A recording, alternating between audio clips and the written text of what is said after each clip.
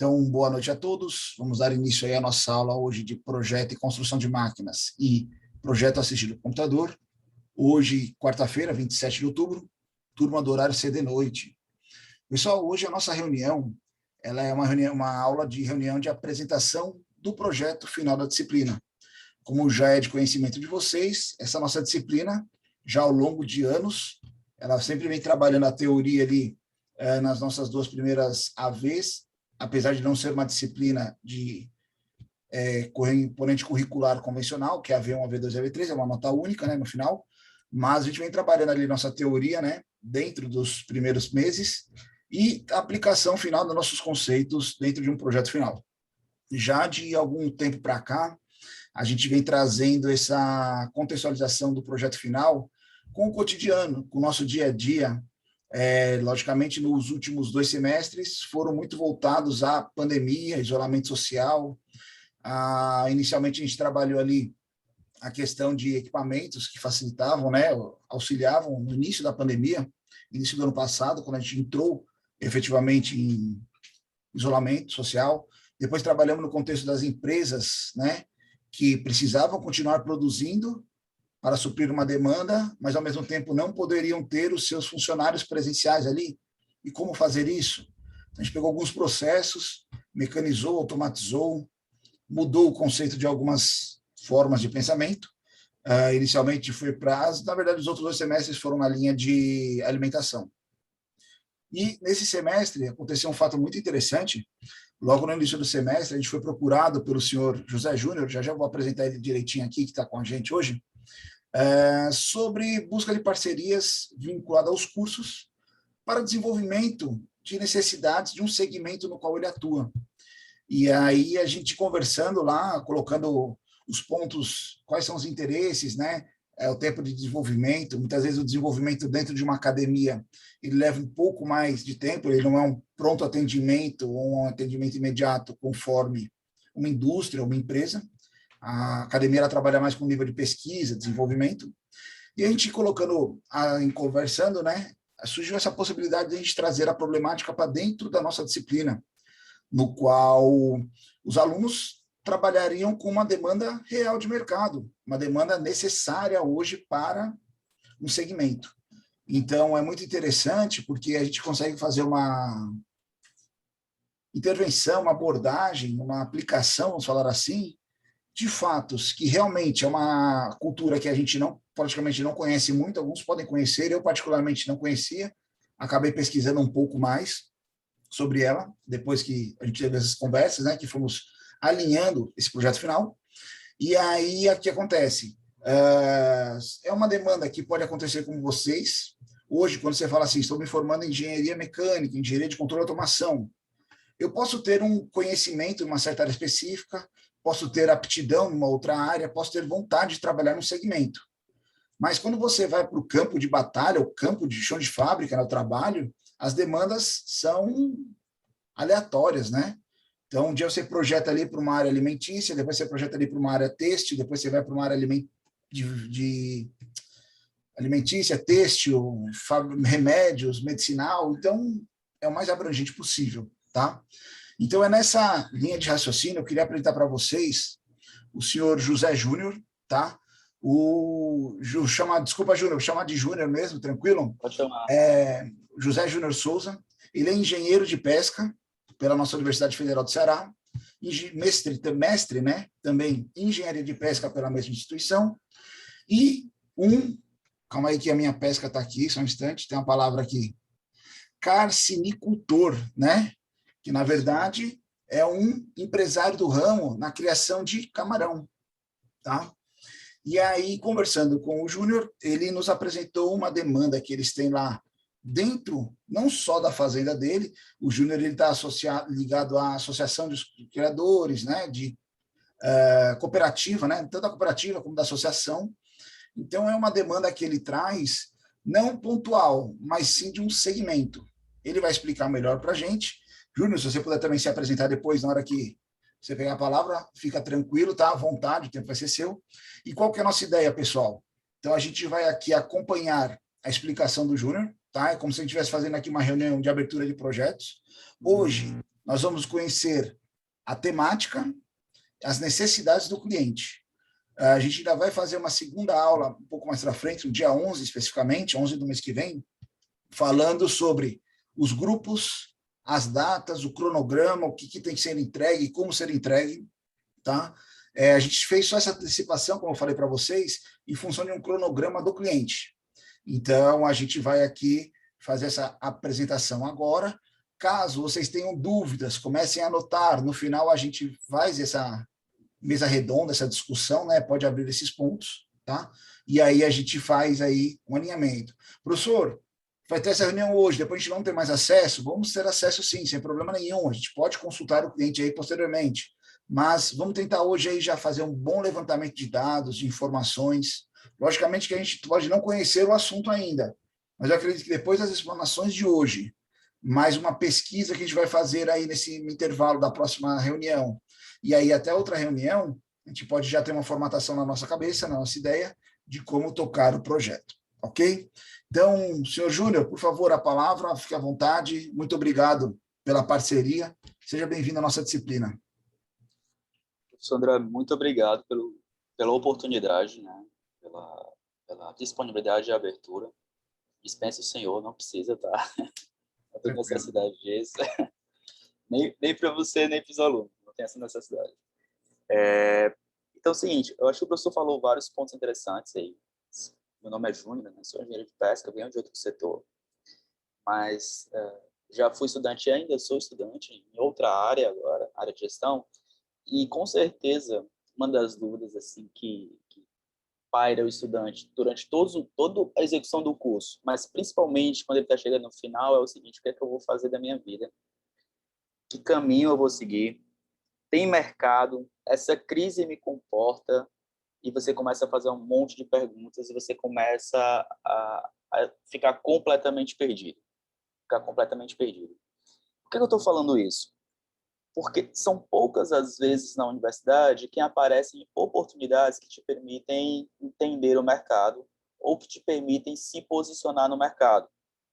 Esse alinhamento que o professor falou entre academia e empresa é uma dessas oportunidades que são muito raras.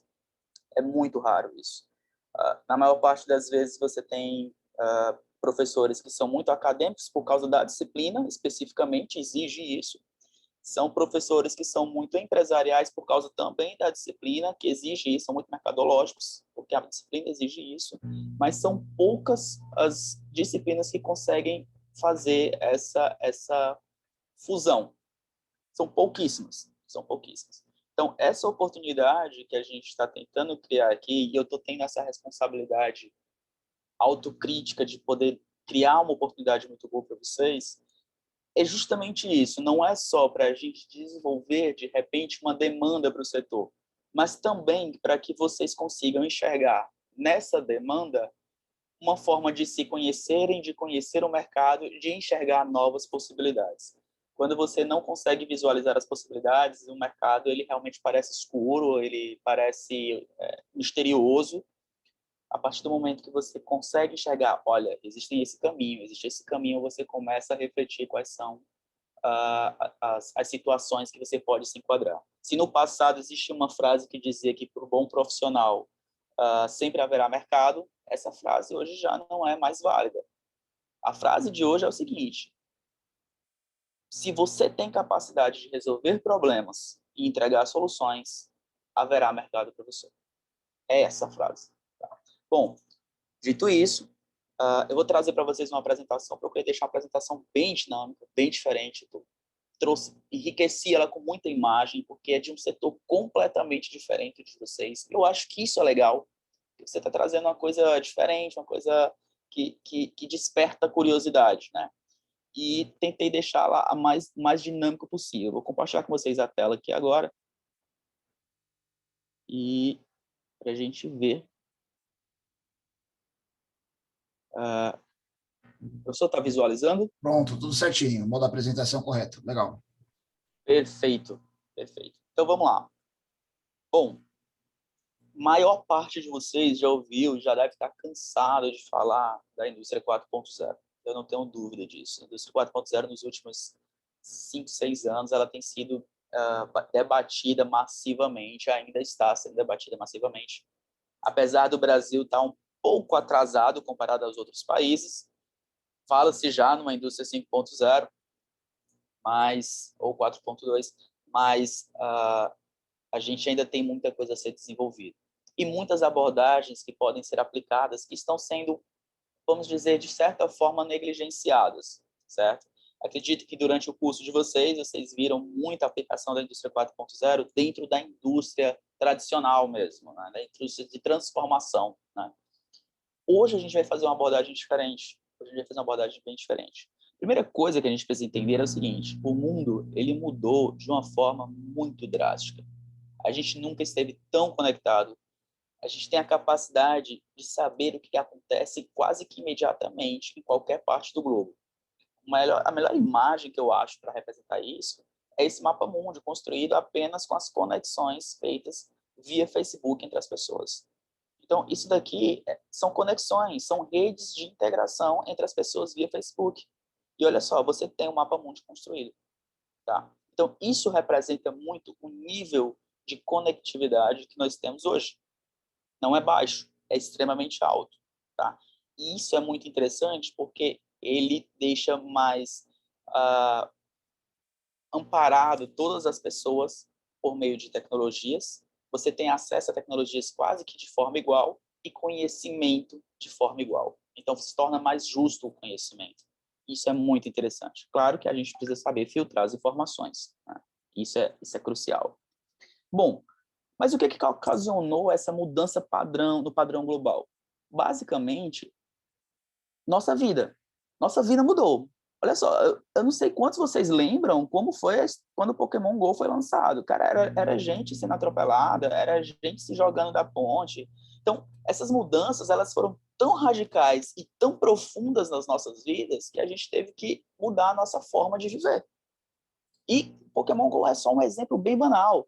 Hoje em dia, você senta numa mesa, quando você tem a oportunidade de sair, você senta numa mesa, você não está mais lá presente. Você conversa com todo mundo, menos quem está lá. Menos quem as pessoas que estão lá. Então, assim, essa conectividade e esse mundo virtual, ele está levando a gente para um nível muito sério que precisa fazer com que a gente faça sérias reflexões. Outro exemplo que parece ridículo, mas entre 2011 e 2017, quase 260 pessoas morreram por causa de selfie. Por causa de selfie. Foram tirar selfies de maneiras muito arriscadas, não, mas essas duas imagens aí, inclusive o canto que mais tem gente que morre por selfie é a Índia, porque na Índia existe uma tradição uma tradição moderna, se você tirar uma foto na frente de um trem, você e o seu parceiro, a sua parceira, vocês vão durar pro resto da vida. E realmente dura, porque os dois morrem juntos, né? Então duram pro resto da vida. Então morre muita gente na Índia em função de selfie. Então são mudanças tão profundas e tão radicais na nossa vida que a gente precisa avaliar de duas formas. Primeiro, essas tecnologias precisam ser avaliadas com muita cautela, mas isso cabe a filósofos, a outro nicho. Segundo, está mudando a nossa vida, então existe muita oportunidade para se criar novas tecnologias, novos mercados, novas opções e principalmente novas demandas de profissionais. Uma coisa é você modificar um nicho especificamente e ter que demandar profissionais para aquele nicho. Outra coisa é você modificar a vida a nível global e demandar pessoas a nível global, tá? Então, a gente está tendo esse posicionamento aí. Mas como é que isso aconteceu? Como é que essa revolução aconteceu? A primeira revolução, ela aconteceu entre 60 e 40, 1760 e 1840, veio com a mecanização. Antes era tudo muito artesanal, tudo muito não se tinha máquinas fazendo as coisas, né? E aí veio com a energia a vapor e a hidráulica, você teve um mínimo de automação na primeira revolução. A partir da segunda revolução, você vem aí a produção em massa, na verdade, né? Você tem a aplicação da energia elétrica, então motores, então você acaba acelerando mais essa mecanização e essa automação. E aconteceu aí, principalmente em função da Primeira e Segunda Guerra Mundial, né? Na terceira revolução, você já tem processos mais eletrônicos e tecnológicos, ou seja, o nível de automação e informação ele chega no estado da arte. Ele muda completamente dentro da indústria. Mas olha só, o que a gente está falando aqui, primeira revolução é dentro da indústria. Segunda revolução ainda é dentro da indústria. Terceira revolução, ela se estende um pouco mais da indústria, mas ela se concentra muito na indústria. Só que quando a gente fala de quarta revolução, a gente não está falando mais em nível industrial, a gente está falando em nível de sociedade. A indústria, claro, ela sofreu uma mutação muito grande por meio de obtenção de dados, digital. Está chegando o mundo metafísico em breve. Então, foi uma revolução tão profunda que não se deteve só à indústria, mas sim a toda a sociedade, como a gente viu nos slides anteriores, né? E o que promoveu essas mudanças? Quais foram os principais fatores que promoveram essas mudanças tão radicais, né? Um outro detalhe também, desculpa, é o intervalo de tempo entre essas revoluções. Da primeira para a segunda foram 10 anos, da segunda para a terceira foram 5 anos, da terceira para a quarta foi 1 ano, e com a pandemia, em breve vai estar chegando uma nova revolução industrial. Bom, a gente tem realidade aumentada, a gente tem inteligência artificial a um nível absurdo, e quem me disser que nunca teve contato com inteligência artificial não sabe o que é inteligência artificial, porque você tem contato com ela todos os dias, seja via Uber, seja via Waze, seja via Google, seja o que for. Drones estão sendo muito utilizados para as mais diversas aplicações. O estado de São Paulo já está usando drone para fazer entrega pelo iFood. Emirados Árabes já começou a testar drones como táxis aéreos não tripulados. E em breve o Brasil vai estar fazendo isso via Embraer. A Embraer já tem encomendado vários drones para serem entregues aí para outros países, né? Então o drone ele é uma realidade. A gente viveu o suficiente para conviver com carros voadores muito em breve. Muito em breve. E a gente tem aí, por exemplo, impressão 3D, que vai desde manufaturas, metais, carnes, órgãos. O que você puder imaginar hoje em dia, você consegue fazer impressão 3D, impressão aditiva, né? Então, assim, manufatura aditiva. Então, você tem impressão de casas, impressão de carros, impressão de peças, impressão... Imagina só a revolução disso dentro da indústria automobilística. Antes de você ter que fazer um protótipo, você tinha que chamar um artesão, que ia ter que ir lá fazer todo um molde de gesso, depois digitalizar, depois tentar fazer com prensas, com moldes. Hoje você não faz mais isso, você usa uma impressora 3D. Você imagina, por exemplo, a realidade aumentada na indústria petrolífera. O quanto que a Petrobras utiliza a realidade aumentada, inteligência artificial aí para você fazer análises preditivas, seja no mercado financeiro, seja no mercado do agronegócio, enfim. Você tem várias aplicações. E várias outras ferramentas, por exemplo, a informação, dados, que não está sendo colocado aqui, mas também é uma ferramenta poderosíssima na indústria 4.0, talvez uma das mais importantes na indústria 4.0. Tá? Bom, essa imagem, ela retrata muito bem, né? A linha T Ford, como ela foi criada, você tem uma série de funcionários trabalhando, muitos funcionários, e você tem hoje a indústria automobilística, que talvez seja uma das mais adeptas à indústria 4.0. Você praticamente não tem funcionário. Tudo é automatizado e robotizado. E aí você tem um controle maior de automação, você tem um controle maior de custos, você tem um controle maior de qualidade, você tem uma agilidade maior. Então, acelera cada vez mais. Ainda é um investimento alto, dependendo da indústria que você está, mas, sem dúvida, é um investimento que ele entrega retorno. Investimento, custo. Ele é investimento, ele não é custo. Tá? Isso é importante de relatar. Bom, mas olha só, se a indústria 4.0 está mudando tão profundamente as nossas vidas, será que a gente não pode usar ela para algo que seja benéfico para a gente no longo prazo? A gente tem que até 2050 uma expectativa de 9 bilhões de pessoas vivendo no mundo. É muita gente. É muita gente. Significa que haverá muita demanda por espaço, muita demanda por água, muita demanda por alimento, muita demanda por tecnologia, muita demanda por várias outras coisas que ainda vão surgir.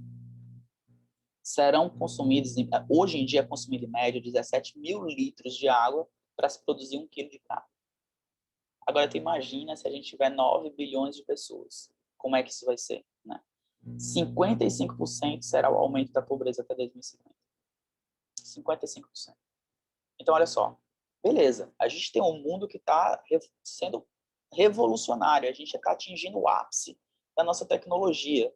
Será que a gente não pode fazer uso dessa tecnologia da melhor forma possível? Será que a gente não consegue se tornar mais produtivos e combater alguns problemas que a gente pode ter no futuro, que já estamos tendo e vivenciando? Bom, o agro vai aumentar cada vez mais a demanda por ele. São 9 bilhões de pessoas que a gente vai ter que alimentar. Então, assim, o agro cresceu nos últimos 20 anos 373% a nível global. E vai continuar crescendo. E vai continuar crescendo. Então, há uma demanda cada vez maior por tecnologias que aumentem a produtividade sem fazer uso excessivo das terras, sem fazer uso excessivo das condições ambientais que a gente tem no nosso planeta, que são limitadas. Então, por exemplo, a gente tem aqui tratores automatizados, 100% automatizados, 100% automatizados, sem nenhuma intervenção humana, sendo utilizados já. Isso daqui não é nível de protótipo, isso aqui é nível já de comércio, isso aqui é na Europa e nos Estados Unidos. Você tem cada vez mais startups desenvolvendo sondas que medem desde solo, umidade do solo, temperatura, melhor condição para cultivo, até a melhor época para a colheita do fruto ou do que quer que esteja sendo plantado. Você tem startups que fazem uso de satélite para monitorar solo, para monitorar o meio ambiente, para monitorar as condições ambientais para que você consiga ter a melhor produtividade possível com o uso mínimo de área. Você tem o uso de drones para fazer tanto monitoramento quanto fazer aspersão de produtos químicos defensivos agrícolas. Você tem, por exemplo, hoje, produções agrícolas que são 100% automatizadas, desde o plantio ao monitoramento até a colheita. Até a colheita. Então, o nível de tecnologia que a gente vê na sociedade, ele está chegando no agronegócio também. Tá? Só que quando a gente fala de agronegócio, ele tem um impacto muito grande na sociedade. E como é que está funcionando essa aplicação tecnológica? Primeiro, 25% das startups estão trabalhando com equipamentos inteligentes. 24% agricultura de precisão. O que é agricultura de precisão? É mensurar quanto eu estou produzindo por hectare, quanto de umidade, quanto que eu consigo melhorar essa produtividade. 50% são softwares de gestão, 56% são tecnologias de suporte à decisão. Tá? Olha só, isso aqui é o crescimento em 2017, tá? É um dado defasado, a gente está em 2021. Olha só como é que aconteceu no Brasil o crescimento da agricultura em áreas plantadas. Em 77, a gente tinha 37 milhões de hectares. Em 2020, são 65 milhões de hectares.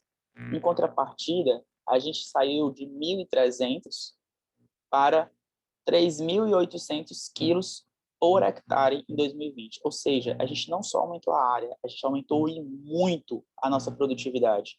E como que a gente conseguiu fazer isso? Qual é o próximo passo? O uso de tecnologias. Eu não sei se vocês estão conseguindo já abrir um pouco a mente de vocês, mas olha só, quando a gente fala em engenharia de produção, engenharia mecânica, engenharia de automação, pensa logo em quê? Indústria de transformação, indústria energética, indústria petrolífera, ou qualquer coisa do tipo. Poucos são aqueles que enxergam o agronegócio como um potencial para atuar. Se no passado não havia tanto espaço, agora vocês vão disputar muito espaço, na verdade vocês não. O agrônomo vai disputar muito espaço com vocês. Com vocês. Então, vocês estão começando a ter um nicho muito interessante dentro do agronegócio. E o agronegócio, gente, ele está em tudo na nossa vida. Ele está no que você, não só no que você se alimenta, seja no café, no almoço ou no jantar. Mas ele está nas tuas roupas, ele está na coxa de cama que tu dorme, ele está no diesel ou no álcool que tu abastece o teu carro, ele está na cerveja que tu toma com os teus amigos, ele está em absolutamente tudo em nossa vida, do momento em que você acorda ao momento em que você vai dormir. Então, o agronegócio, ele tem um mercado imenso a ser explorado dentro da automação, tecnologia e indústria 4.0. Tá? Muito grande. Dentro do agronegócio, dentro desses vários nichos, existe um nicho específico chamado de aquicultura. O que é aquicultura? É a produção de organismos aquáticos que têm uma parte ou uma totalidade da sua vida dentro da água, seja para a produção de alimentos ou não. Por exemplo, peixe é o mais conhecido. Você vê você vê camarão, você vê ostras, você vê moluscos, você tem até outros animais muito exóticos, como, por exemplo, enguias, tartarugas, corais, e vários outros animais aí que é uma infinidade muito grande.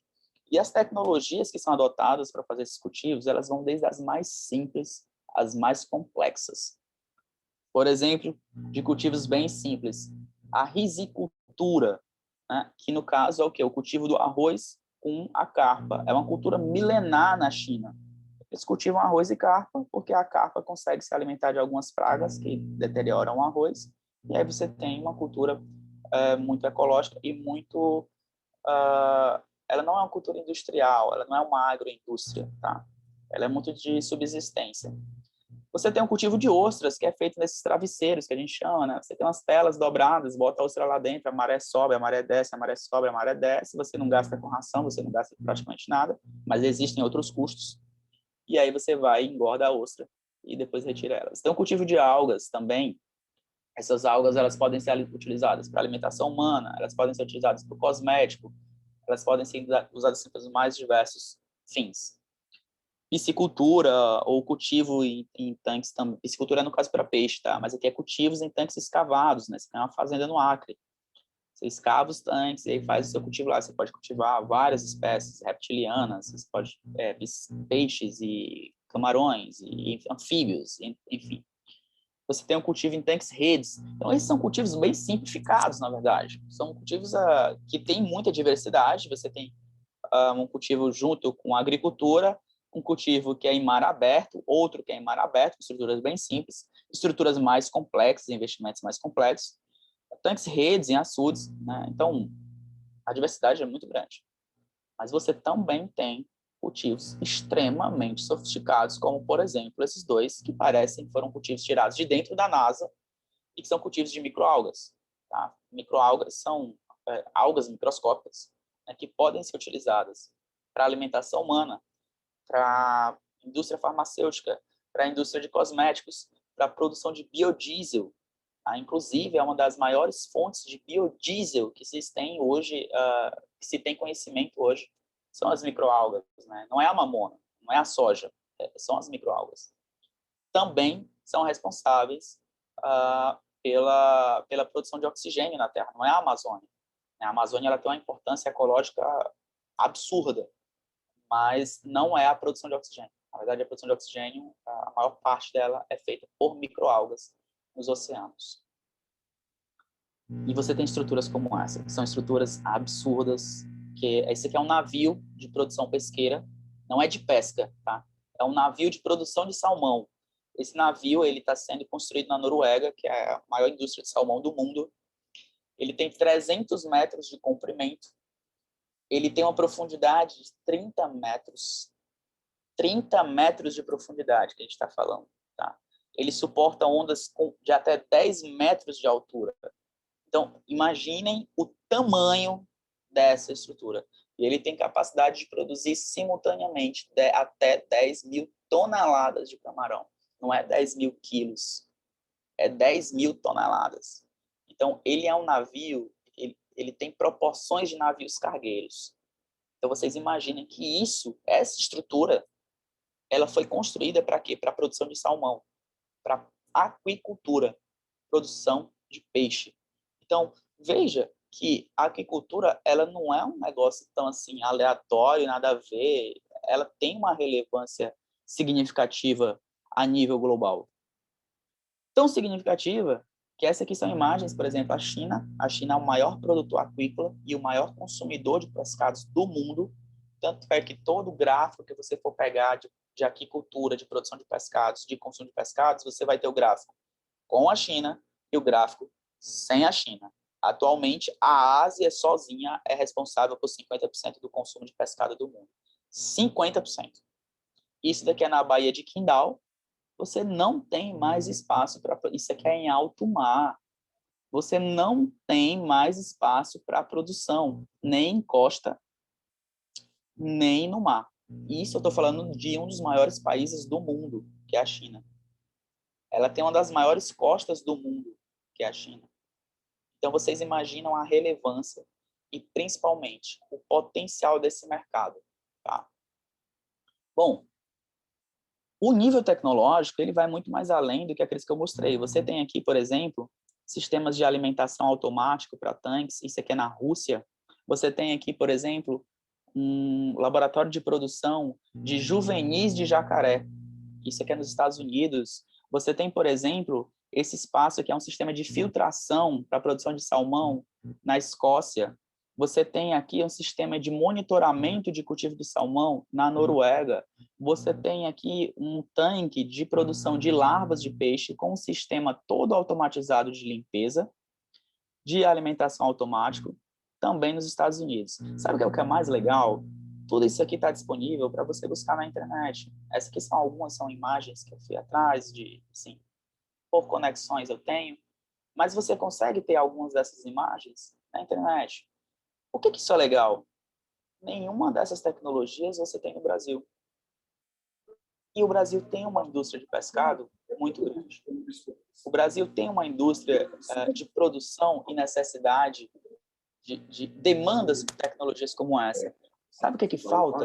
Não falta a mão de obra, não falta o material necessário. Na verdade, está faltando pessoas que possam melhorar as ideias, copiá-las de maneira saudável e melhorá-las e aplicá-las no mercado nacional. Entendi que começa a ter, olha, faz sentido. Eu sou da automação, eu sou da mecânica, eu sou da elétrica, não interessa. Mas eu posso desenvolver um produto diferente para um setor que não é o meu. E aí me destacar. E isso é a cultura brasileira. E, infelizmente, essa é a cultura brasileira. Você tem tanques escavados, esses espelhinhos, uma vez eu falei, Júnior, o que são esses espelhos? Na verdade, isso aqui são bandejas de alimentação. O funcionário entra num caiaque, desce essas bandejas com a ração, isso aqui é um cultivo de camarão, tá? E vai descendo uma por uma. Olha só, pensa do ponto de vista de repetição de trabalho. Olha isso, o cara vai em cada uma dessas estacas para descer a bandeja com ração de camarão, depois vai para o outro viveiro, depois vai para o outro viveiro. Quanto tempo se perde? Qual a eficiência que se tem nisso? Não se tem eficiência nisso. Como é que você mensura uma eficiência dessa? E quanto que ele está botando de ração? Será que é o suficiente? Então, você tem uma série de problemáticas que são criadas. Por quê? Porque a aquicultura brasileira ela ainda está num estágio muito inicial de tecnologia quando comparada à aquicultura mundial. E ela está muito atrasada na aplicação de tecnologias quando aplicada, por exemplo, à produção de soja brasileira, à produção de gado de engorda ou leiteira brasileira, que é referência a nível global. Nessas imagens, você tem, por exemplo, o momento em que está sendo feita a despesca do camarão. O que é isso? Eu estou retirando o camarão do viveiro. Olha a quantidade de pessoa que a gente tem aqui. A estrutura que é utilizada é toda arcaica. É toda arcaica. Tá? Então, isso é o cultivo, por exemplo, do camarão brasileiro. Nível tecnológico, eu não vou dizer zero, existe um mínimo de nível tecnológico, mas um nível tecnológico que deixa muito a desejar. E situações como essas. Eu sempre gosto de trazer essa situação. Então, assim, não existe uma preocupação com a segurança. Preocupações mínimas, como, por exemplo, um poste quase caindo dentro do viveiro, um poste de alta tensão quase caindo dentro do viveiro, ou um sistema não muito bem feito de energia, não existe segurança do trabalho, infelizmente. Tá? Por outro lado, existem também cultivos, não é tão assim, existem cultivos tecnológicos que estão tentando fazer esse setor se tornar mais tecnológico. É o caso, por exemplo, da nossa empresa, a Faractec. A gente tem a parte de produção de camarão e ela busca desenvolver aplicações mais tecnológicas, como, por exemplo, um controle maior no cultivo. Esse é um dispositivo que a outra empresa da gente, a Faractec Software, está desenvolvendo, que é de monitoramento de qualidade de água em tempo real. Então, a gente tem essa preocupação de estar tentando deixar mais tecnológico e mais atualizado a agricultura brasileira. Temos dois problemas. Primeiro problema, não existe muita coisa para ser feita ou copiada no Brasil, mas isso é uma oportunidade. E o segundo problema é que ainda existe uma dificuldade de aceitação. Por isso, a gente começa sempre fazendo os testes e desenvolvendo os testes na nossa própria fazenda. E aí, depois que está lá, o pessoal fica, legal, quero implementar. Legal, quero implementar. Então, a cultura brasileira ainda é muito aquela assim, eu quero ver se vai funcionar para fazer ou não. Tá? Por que eu estou falando isso? Porque é o seguinte, durante muito tempo, os empresários brasileiros falavam assim, vou ver se esse negócio da internet vai pegar para eu lançar um site ou não. Hoje, quem não tem site está muito atrasado. Quem não tem uma página web está muito atrasado. Quem não tem um Instagram, quem não tem um WhatsApp comercial, está muito atrasado. Então, você vai seguir nessa linha de, vou ver se esse negócio de agricultura 4.0, de indústria 4.0 na água, o negócio vai pegar ou não. Tudo bem, é uma opção sua, é uma escolha sua, claro. Só tome cautela com isso. Isso aqui é um exemplo claro, tá? Aqui na imagem da esquerda, a gente tem um sistema para ligar uma chave para ligar os equipamentos de oxigenação do viveiro, totalmente aberta, tá? Então, uma chave de partida direta, totalmente aberta, ou seja, levando sol e chuva do jeito que está aqui. Isso aqui é numa fazenda, tá? Esse aqui é um quadro de automação, foi o primeiro protótipo que a gente fez, um quadro de automação dos nossos equipamentos de oxigenação também. Então, é um quadro que ele identifica se o motor está tendo uma sobrecarga ou não, se tem falta de fase ou não. Mas, principalmente, olha só, ele faz uma análise de temperatura no viveiro, superficial e no fundo, porque se você tiver uma diferença muito grande, você pode ter um desencadeamento de doenças. E aí, dependendo dessa diferença, ele aciona sozinho os viveiros. Além disso, ele tem um sistema de timer que vai acionar nos horários programados os aeradores dos viveiros. Isso é simples. Isso é uma coisa muito simples. Eu acho que vocês olharem, rapaz, isso é ridículo de tão simples. Mas ninguém tem isso. Ninguém tem isso. Esse foi o nosso primeiro protótipo. Hoje a gente já está com quadros um pouco mais sofisticados, um pouco melhorados, mas é a única fazenda no Brasil que faz uso disso. Agora me fala, o que isso tem a ver com a indústria 4.0? Nada. Isso aqui é a indústria... Isso aqui é a terceira revolução industrial, se não segunda. Se não segunda, tá? E o pessoal fica assim de cara. Então, assim, apesar de possuir muita relevância nacional, a agricultura brasileira tem um déficit tecnológico muito grande. Só que esse déficit tecnológico, se para o setor é um problema, para vocês é uma oportunidade. Para a maioria, né? Claro. A gente sabe que a tecnologia, ela aumenta a produtividade, tá? E a gente pode fazer uso da tecnologia para melhorar nossa produtividade, tá? Vou dar um exemplo para vocês. O que é que de tecnologia mais se aproxima da indústria 4.0 que está sendo utilizado hoje, especificamente na produção de camarão? O que mais se aproxima, tá? Não é nem que é exatamente, é alimentador automático. Então, existem alimentadores automáticos, tá? Esse aqui é um modelo. Eles estão sendo cada vez mais aplicados por várias razões, pela redução do custo com o funcionário, pela redução do custo com a ração. Essa tabela aqui embaixo, ela mostra muito bem isso. Olha, uma área de 10 hectares, você vai precisar, no meio tradicional, sem alimentadores automáticos, você vai precisar de 5 funcionários.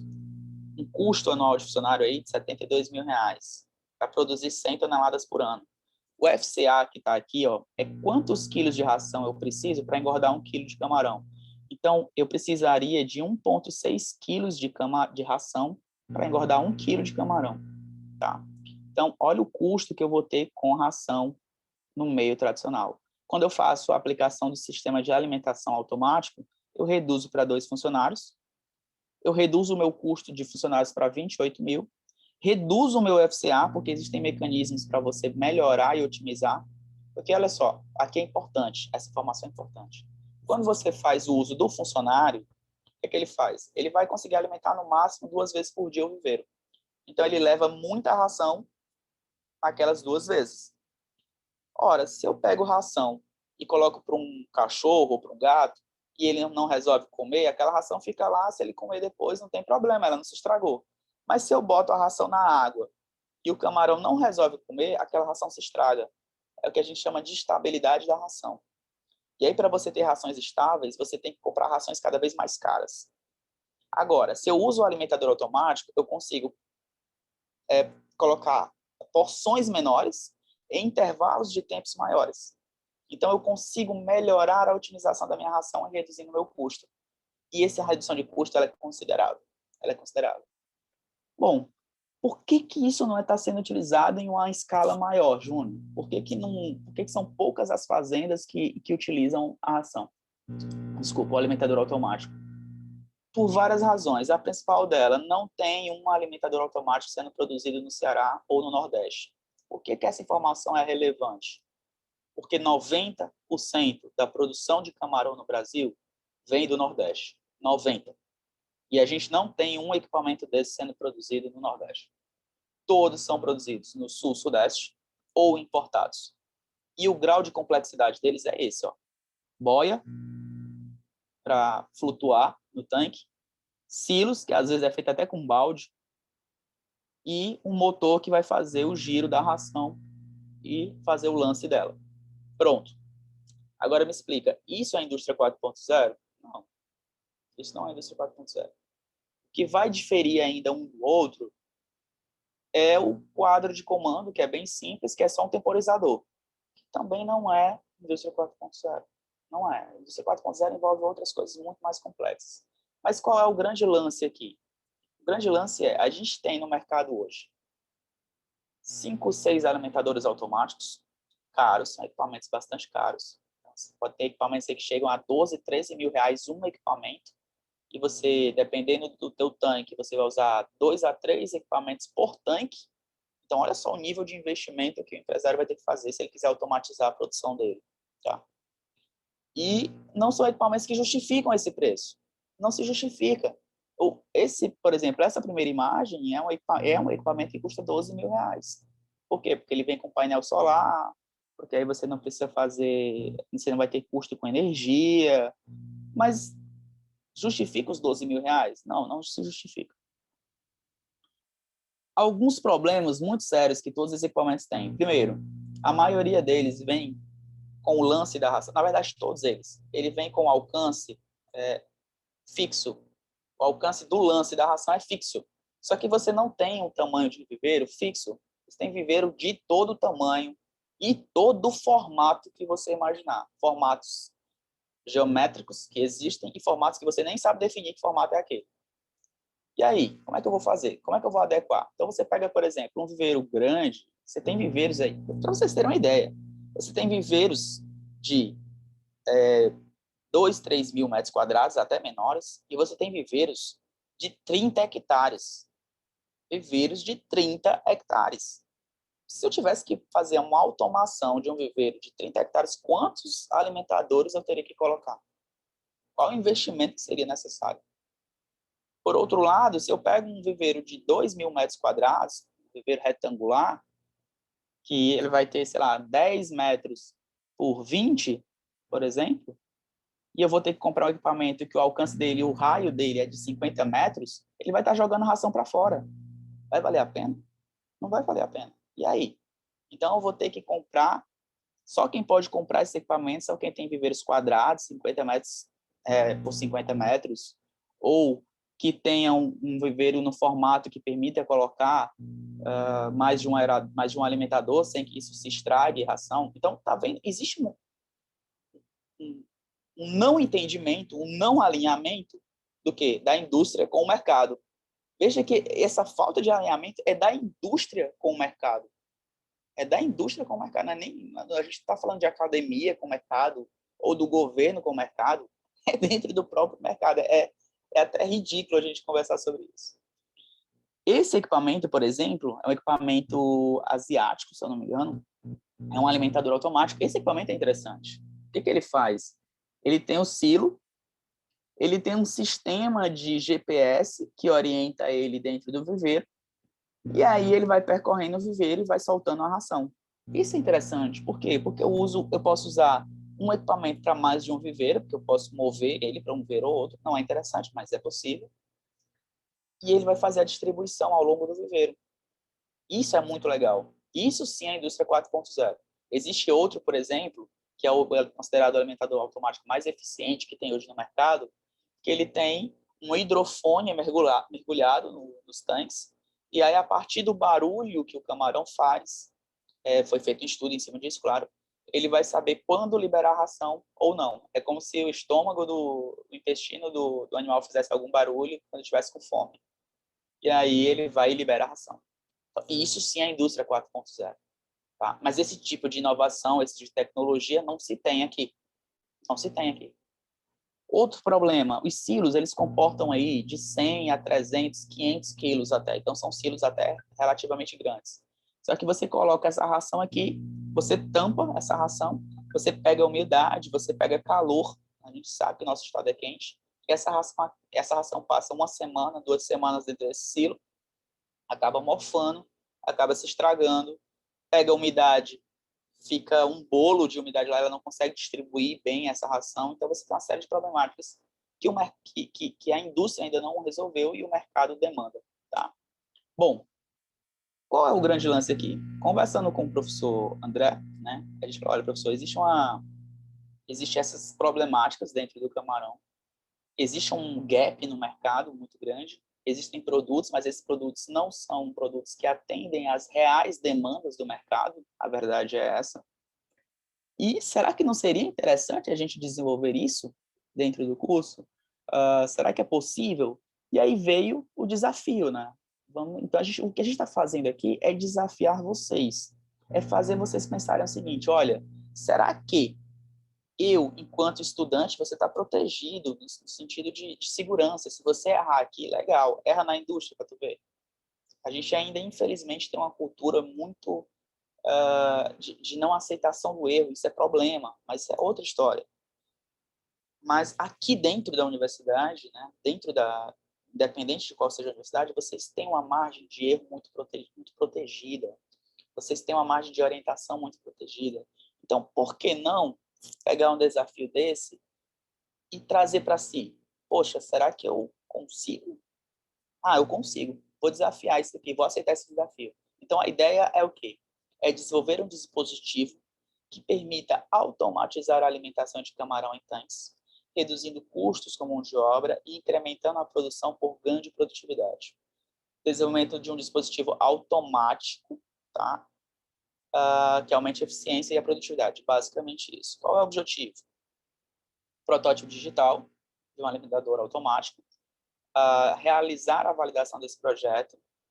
O protótipo ele pode ser utilizado como ferramenta CAD, desenvolver toda a documentação de projeto, como lista de materiais, processo de produção, o que vão precisar, fabricação, instruções de montagem e manutenção, e realizar a apresentação final. Veja que a gente está fazendo exatamente o que o professor André comentou no começo da aula, que é o quê?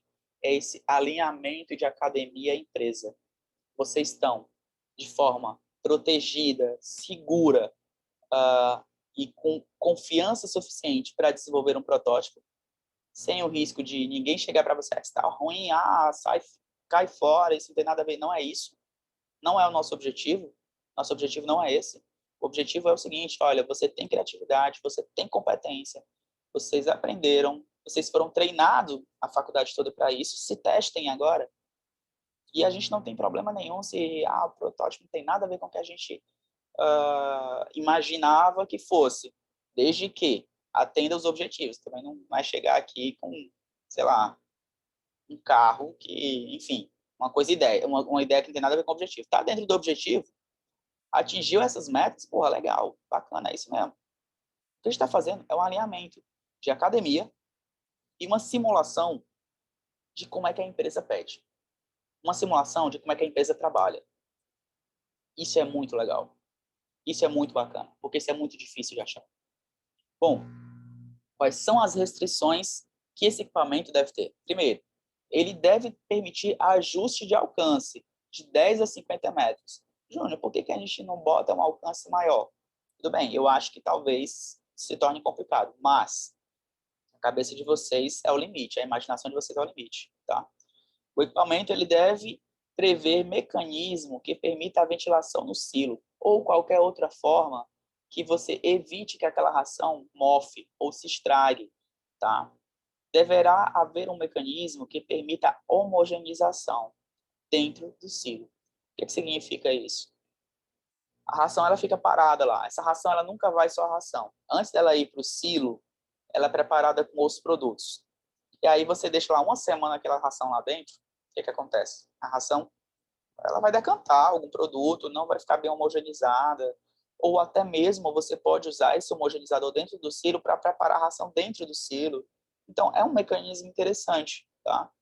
Então, pode ser uma rosca, pode ser enfim, desde que não triture a ração, é uma coisa bacana para pensar, tá? O equipamento deverá ter um sistema de controle que permita ajustes como controle do nível da ração no silo. Não há um controle de nível, mas um monitoramento de nível. Desculpa, tá controle aqui, mas é mais um monitoramento, tá?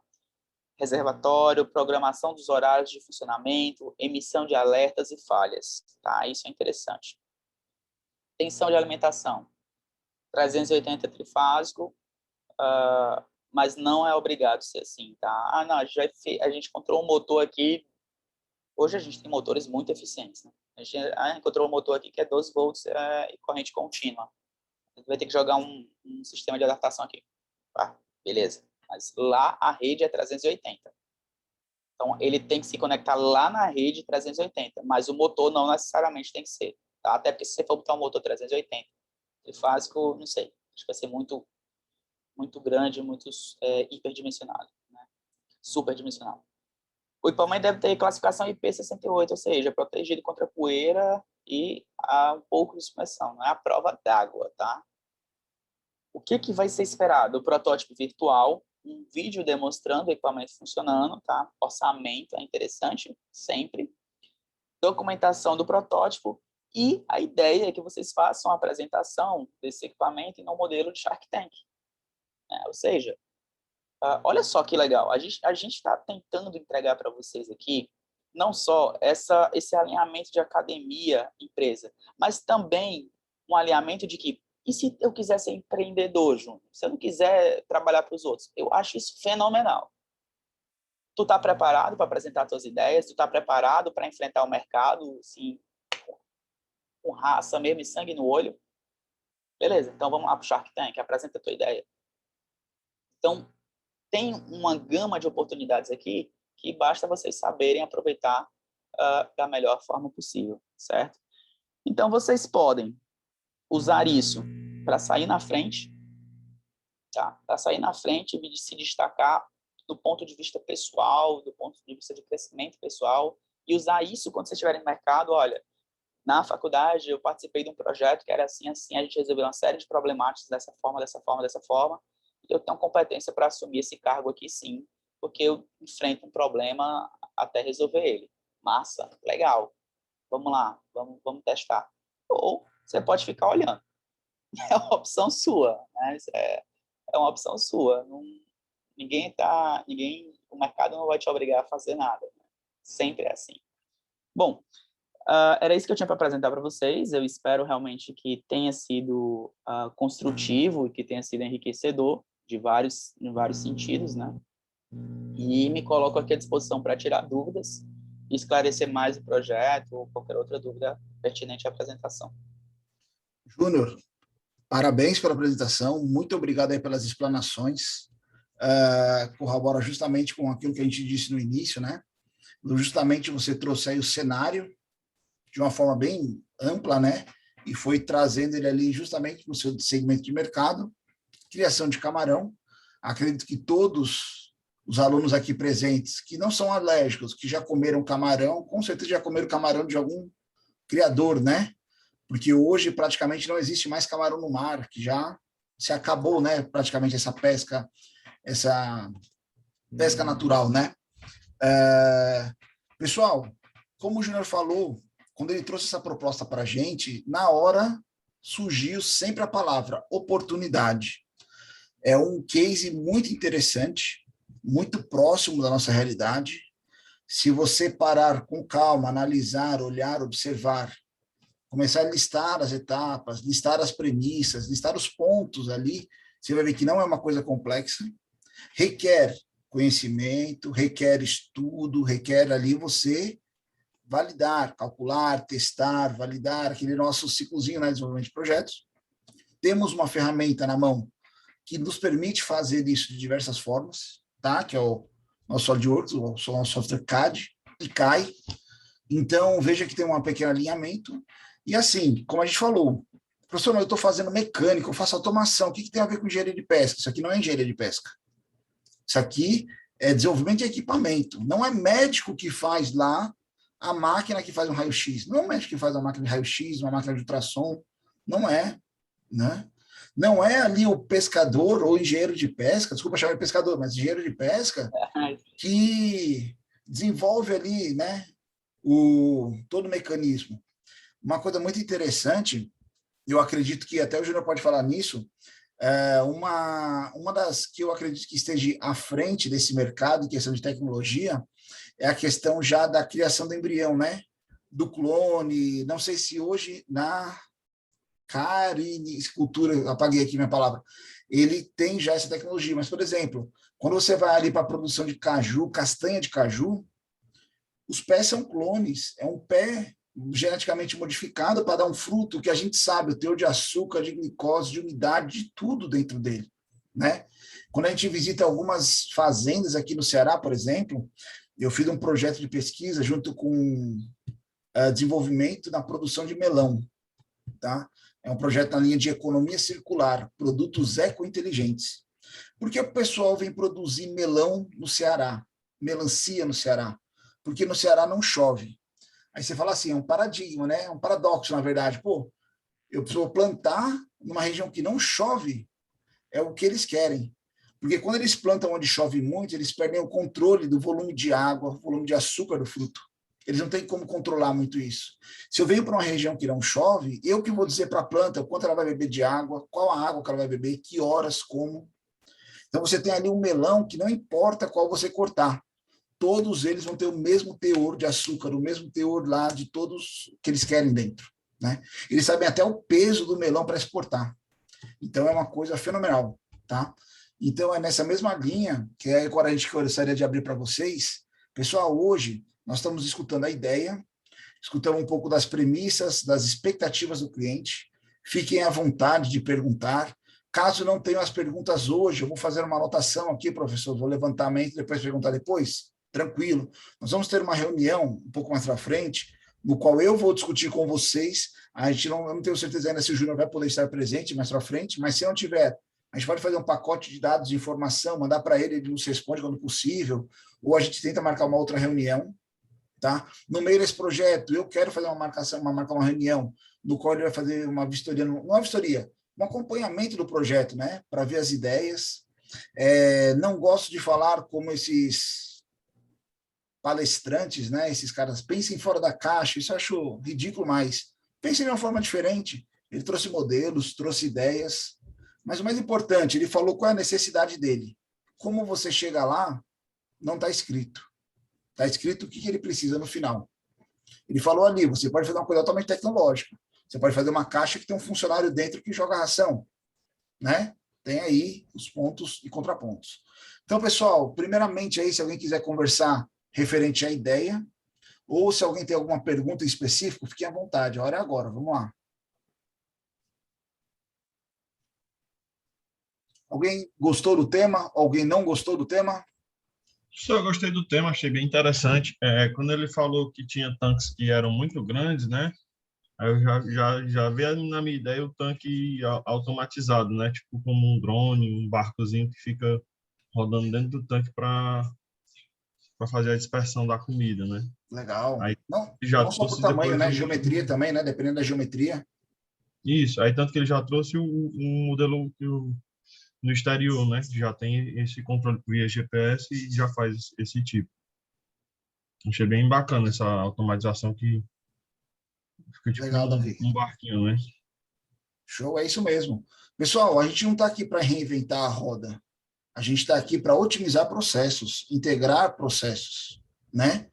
Nós não vamos chegar no mercado e vamos criar uma coisa nova. Podemos até criar, mas, geralmente, a gente vai ali mudar a eficiência, otimizar, integrar, melhorar o que está acontecendo, né?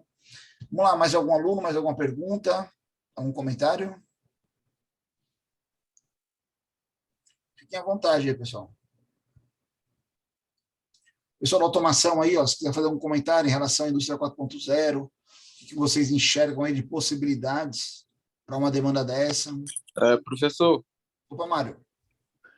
seria interessante, não sei como é que é a disponibilidade do Júnior, mas ao longo do que nós estivemos fazendo o trabalho, certo? Ele fazer o acompanhamento, como você disse, mas mais voltado para uma crítica, né? Porque como é uma ligação empresa programador, não sei, engenheiro, é interessante saber o que realmente ele quer, entendeu? Ele fazer a crítica, eu não estou gostando assim, eu quero mais ou menos assim, entendeu? Não só o final, o resultado. Mário, isso é uma realidade que a gente quer trazer sim, tá? Tanto que a gente vai tratar vocês como se fosse um mercado comum, entendeu? Então, uma coisa que eu conversei com vocês nesse projeto é justamente nesse ponto que a gente falou, durante a disciplina a gente discutiu isso. Quando você trabalha com software CAD ali, que você já vai fazendo o desenvolvimento, fazendo as pré-montagens, você pode fazer validações prévias do projeto, que aí você está dividindo a responsabilidade com o cliente. Melhor que você chegar lá no final, como você falou, entregar ao cliente, pô, eu não queria isso, eu queria aquilo. Pô, você me entregou azul e vermelho e eu torço preto e branco, entendeu? Então, você vai alinhando esses pontos ao longo do projeto, com certeza.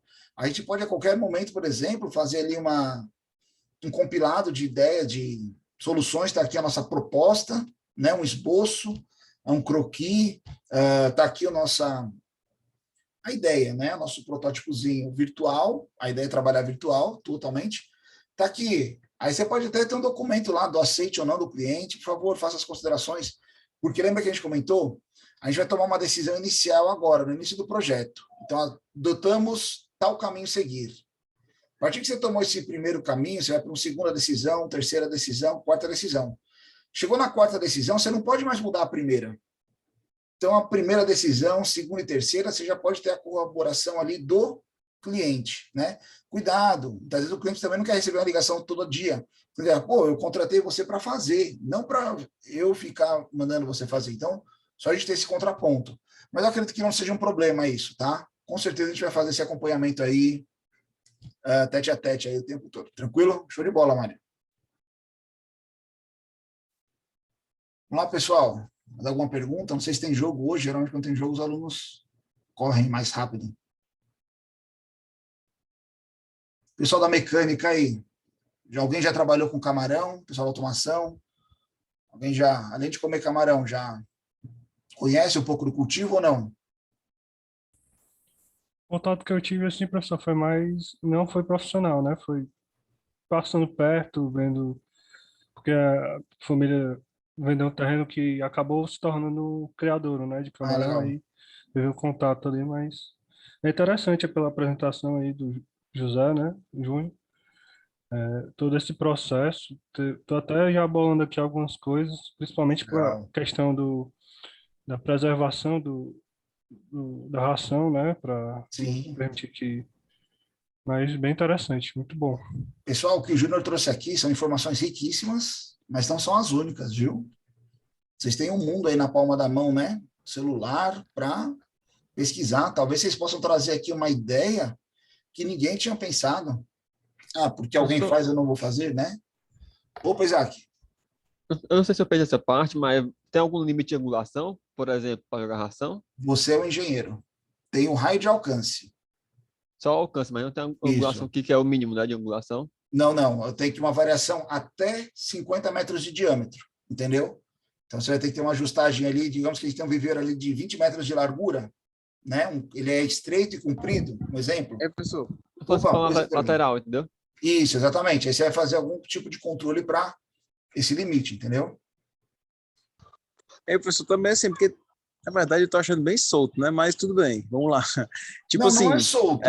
O que acontece não, hoje só no minha dúvida é a mercado? seguinte, tipo assim, ele precisa necessariamente arremessar a ração ou ele pode, tipo assim, entregar a ração até 50 metros? É isso que eu Você é quero um saber. engenheiro. Você é um engenheiro. Isso aí é aberto mesmo. Essa é a grande jogada. Beleza. Júnior, se quiser falar, fique à vontade, viu? A qualquer momento aí. Eu entendi a tua pergunta. Na verdade, o que acontece?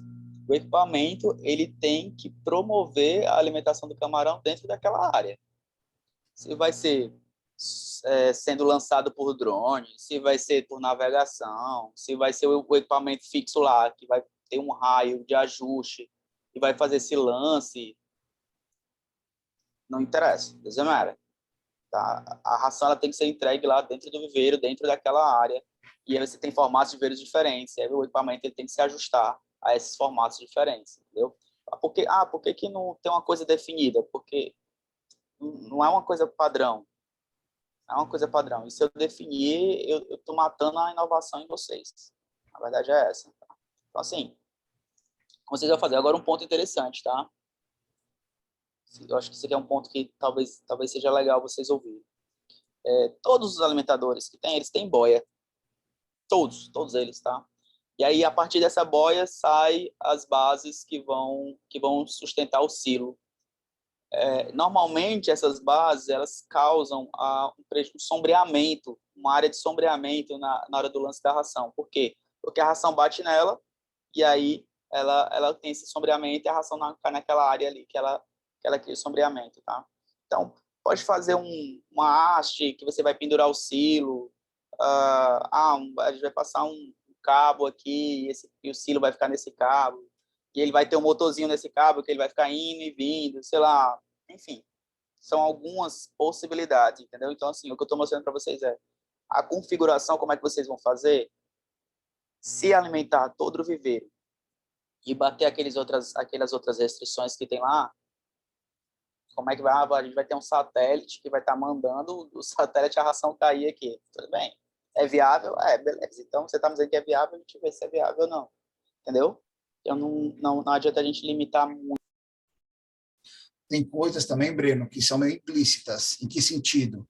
Quando você fala assim, distribuição de um produto em cima de uma região. Vamos pensar a mesma linha de raciocínio, só que vamos fazer um sistema de irrigação de uma plantação. Eu tenho que fazer essa distribuição, seja da ração, seja da água, de forma homogênea. Então, não adianta eu lançar a ração, um tufo ali de 50 quilos no centro do lago, né, do tanque. Não, eu tenho que distribuir ela pela região, né? Então, tem muitas coisas implícitas ali. Quando a gente traz muita premissa, quando a gente traz muito detalhamento, isso amarra o projeto, tá? Isso é uma característica também de você, uma forma de você gerenciar. Hoje é uma coisa muito interessante. Muitas empresas hoje não colocam o cliente com a equipe de desenvolvimento. Pô, mas por quê? Porque às vezes o cliente limita a criatividade da própria equipe. Então você tem meio que um filtro ali no meio, não é um filtro, mas é o quê? Eu vou pegar às vezes um linguajar do cliente, o cliente sabe o que ele precisa. O cliente ali, ele é um dentista, ele quer um equipamento para aquilo. Aí vai ter ali um gerente de projetos que pode ajudar ou atrapalhar também, e ele vai trazer para um linguajar mais técnico e vai levar para a equipe, entendeu? Então, tem várias formas disso aí hoje em dia. Então, não pensem que, assim, é muito aberto, é muito restrito. Não, tá bem explícito assim. Se alimentar camarão, uma coisa que ainda vão perguntar, espero, eu não gosto nem de colocar os problemas antes, mas como será que é a ração? A ração é leve, ela é pesada, ela é densa, ela não é, ela boia, ela afunda. Faz diferença para mim? Não sei. Será que faz o projeto? A geometria? O Júnior falou ali uma hora que ele mistura, né? Não sei se são tipo aditivos, né? Ração A, B e C. Digamos assim, eu vou misturar arroz, milho e soja, que são grãos. Arroz e milho, são grãos distintos. Para homogeneizar e lançar isso aí, será que é a mesma forma? Será que é melhor, em vez de eu misturar no silo, eu lançar um, depois lançar o outro? Eu não gosto muito de falar as coisas para justamente não tendenciar, né? Eu te dei um exemplo muito claro aqui durante a disciplina, onde a gente falou de um banco quadrado e um banco circular. A partir do momento que a gente trouxe a historinha do banco circular, todo mundo fez um banco redondo. Enquanto ninguém escutou a história do banco redondo, todo mundo fez um banco quadrado, né? Então, para não tendenciar, é aberto mesmo. No final, tem aquelas premissas a serem atendidas. Tranquilo? Deu para entender mais ou menos aí? Eu sim, professor. Legal. Autonomia, não sei. São dúvidas que vocês vão levantar. Autonomia em que sentido, professor? Ou será que eu vou ter que ter um funcionário todo dia alimentando o silo? É viável? Não é? Uma vez por dia, uma vez por semana, uma vez por mês, uma vez por ano? Não sei, né? Então, a gente vai pensando aí dentro desse raciocínio. Será que eu preciso alimentar ele? O alimentador, ele tem que ficar boiando ou ele pode ser fixo? Não sei te dizer. Ele pode ser fixo. Ele pode ser fixo. Tá? O fixo que você fala é tocar o fundo, né? No caso, tem alguma haste prendendo ele ao fundo. Pode ser fixo. Os que boiam, na verdade, eles só boiam, mas eles ficam parados naquele canto. Eles não Estão ficam ancorados ali, né? Eles ficam ancorados, exatamente. Legal. Tranquilo. Acho que o Cadu ia falar alguma coisa, né, Carlos? Tinha mais alguém que abriu. Era mais uma dúvida. Eu consideraria o local geográfico como de Fortaleza ou tem alguma zona específica? Porque tem a questão, né, de intempéries ambientais, animais. Por exemplo, se eu for fazer esse tipo de projeto, eu tenho que levar em conta se o terreno é bem protegido de animais silvestres. Acho que essa era mais minha dúvida. É mais sobre o ambiente onde eu vou aplicar meu projeto do que o projeto em si. Legal, interessante. Pô, Interessante. visão muito diferente. Cadu, assim, ó, sempre vai ser um ambiente aberto e desprotegido. Poucas são as fazendas que estão dentro de um sistema de estufado, que a gente chama. Tá? Hoje, uma fazenda de camarão estufada, você gasta no mínimo 1,5 bilhão por hectare para estufar ela. Então, não é todo empresário que tem porte para fazer isso. Então, a maior parte, assim, 90% das fazendas é um ambiente aberto, descontrolado, que entra cachorro, cavalo, menino, bebo, tudo que você imaginar. Essa era a minha Passarinho, dúvida. né? E passarinho para comer ração. Não sei se o passarinho come, né? Exato. Era isso mesmo. Mas não só, algo interessante que o Cadu perguntou. Será que vale a pena eu monitorar o vento na hora do lançamento? Pô, tá ventando muito. Espera, não lança. Se a máquina lançar, né? Não sei se minha máquina lança ou se ela solta, né? Boa. Pois é, tô dando uma Você dúvida que foi isso, é tipo uma- assim, se vai ser lançado, arremessado, é isso? Ou você joga na água e como é que funciona? Isso aí ficou na Vocês que são dúvida. os engenheiros, vocês que vão dar a solução. Como Você Perguntar, vê, porque eu camarão, acho que para você começar um projeto, você tem que primeiro entender seu problema, certo? o problema é alimentar camarão. O que acontece hoje? O funcionário, ele chega atrasado, ele chega muitas vezes alcoolizado, aí ele alimenta só metade do tanque, ele joga o dobro de ração necessária num horário que não era para alimentar. São os piores casos. O melhor dos casos, ele falta do trabalho, não gasta ração, o camarão não come, entendeu? Pode acontecer tudo isso. O que acontece hoje? Eu preciso alimentar um tanque de forma automática, num raio de 50 metros de diâmetro. Eu vou lá falar assim, eu quero que ele ligue às 10 da manhã, às 2 da tarde e às 6 da tarde. Pronto. Dose tanto, volume. O volume vocês não precisam, vocês vão ter que colocar um alimentador ali. Eu vou ver o tempo ali de alimentação. Demora 10 segundos para ele jogar 50 quilos de ração. Demora 1 hora para jogar 50 quilos de ração, não sei. Mas aí vocês vão dosando.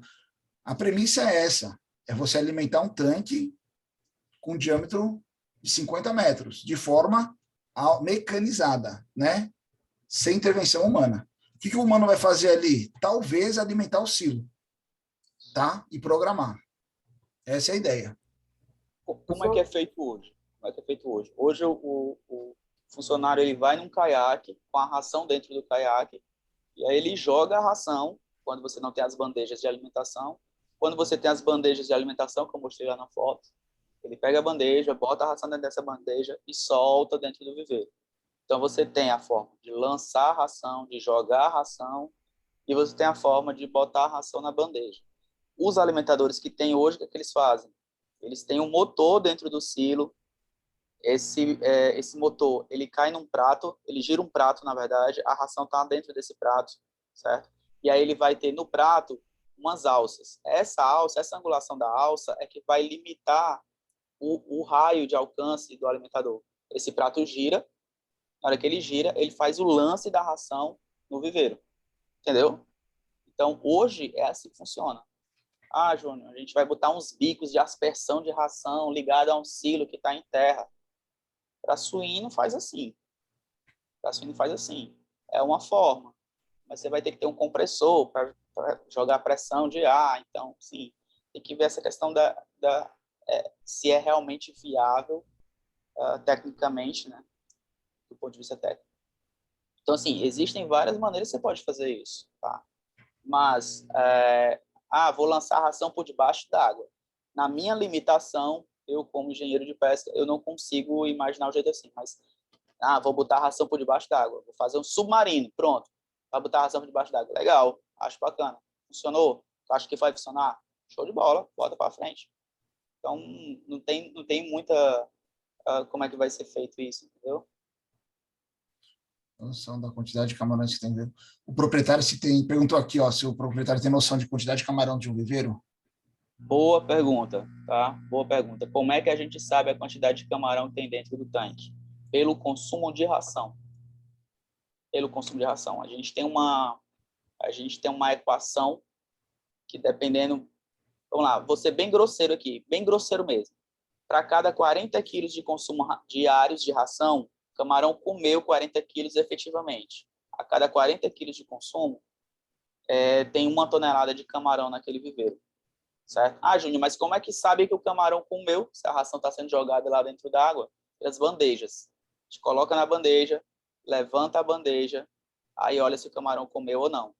Olha aí, de repente pode ser uma forma de automatizar vamos botar uma câmera interna, um sensor, qualquer coisa do tipo, com uma bandeja para saber se o camarão está comendo ou não, para liberar ou não mais ração.